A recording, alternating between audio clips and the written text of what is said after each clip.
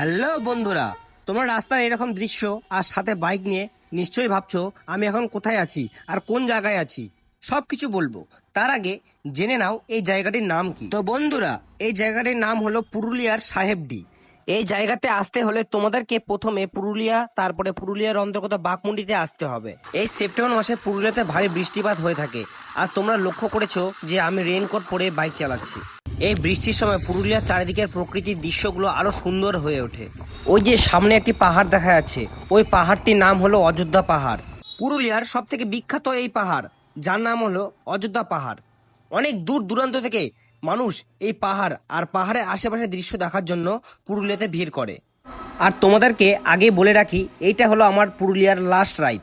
কেন কি আমি এইখানে দিদি আর জামাইবাবুর বাড়িতে আছি, আর জামাইবাবুর ট্রান্সফার হয়ে গেছে।